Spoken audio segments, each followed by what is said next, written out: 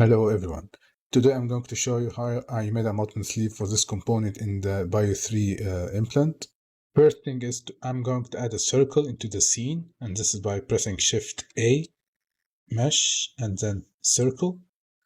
And then I'm going to press on this menu and make the circle 5mm radius. I'm going to add it a little bit up into the scene like this. Now, to snap this circle on the abutment, I'm going to go to the modifiers, which is found in the properties panel, add a modifier, shrink wrap, project, and then negative, and enable negative and positive, both of them. And then the target will be the abutment. And I'm going to add the offset, which is 100 micron. Now I'm going to go to the edit mode by clicking here in edit mode. I'm pressing G and Z to make it to change the location, then E, Z. I'm going to change the bottom part. This is correct. Okay, now I'm pressing EZ again, and then EZ, and then go a little bit before it becomes smaller. And then we are going to do EZ again and go all the way up to avoid all these indentations, like here.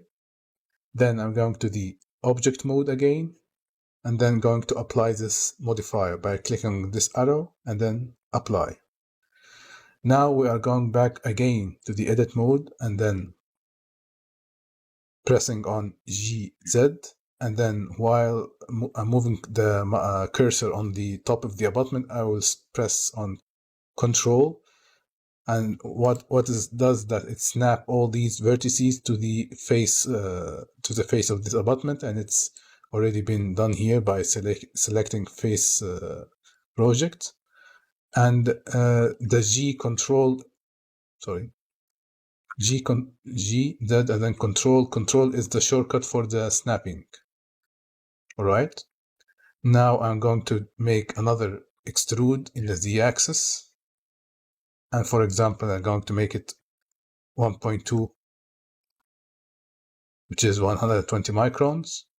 And then I'm going to press F to fill this face. If you want to add a little bevel to this area, you can do it by Control E and then press on bevel edges to add a little rounded bevel around here. Okay, now I'm going to double select this margin, these vertices, to select loop of these vertices, and do the same, which is G, Z, and then Control to make it snap to the face of this margin. Then I'm going back to the object mode, select the abutment, and then go to the edit mode. And we want to have the loop selection of the margin. If there is problem by selecting the loop, for example, what I do is that I view it from front, enable transparent mode, and then delete any vertices below the margin. How I got this selection, it's a box select by pressing on B, and then draw all the vertices below the margin, and then delete them by pressing X and delete vertices. Now when I double select, as you can see here, there are some vertices that are not connected, and this what made the loop selection not available.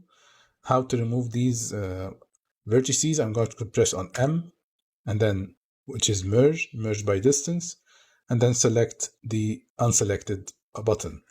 Now it has removed all the vertices, which made this selection not feasible.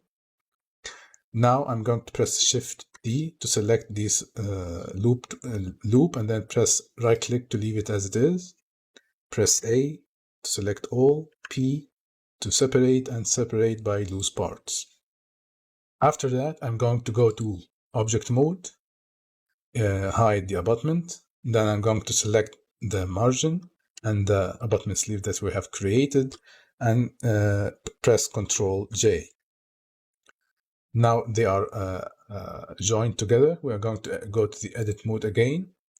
I'm going to press Alt to have selection of the margin, and then while pressing on Alt, I press on Shift and press again to have the inner margin selected as well.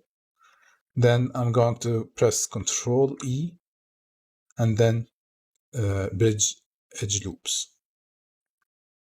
Okay, now it's a one piece, as you can see here. We have to check the face orientation and remove the transparency mode, and the face orientation is correct. Before going to linking the abutments, we have to check on the material.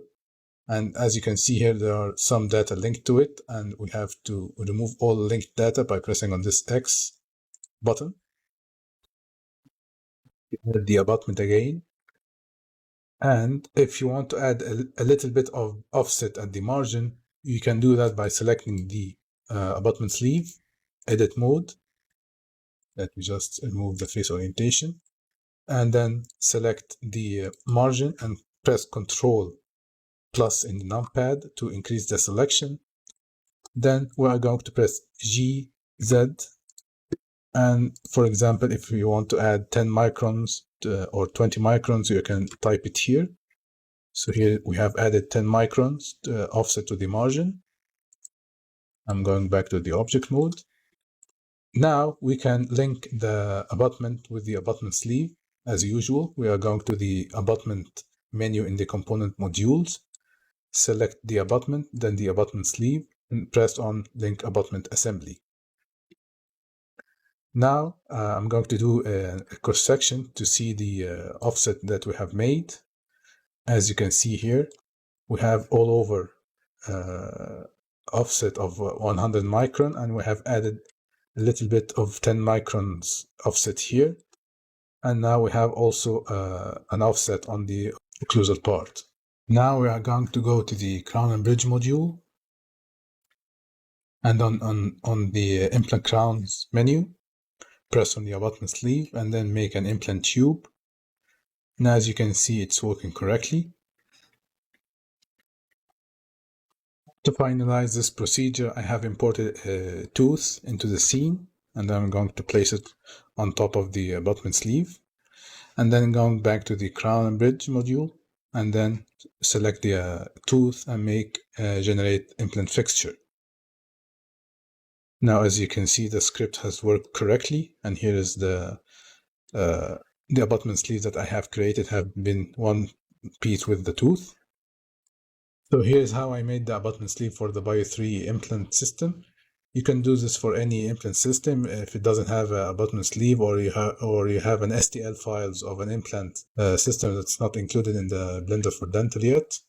Bear in mind that this is not the only way to make an abutment sleeve for the abutments, but it's the way that I prefer to do it for the abutments which have many indentations like this one.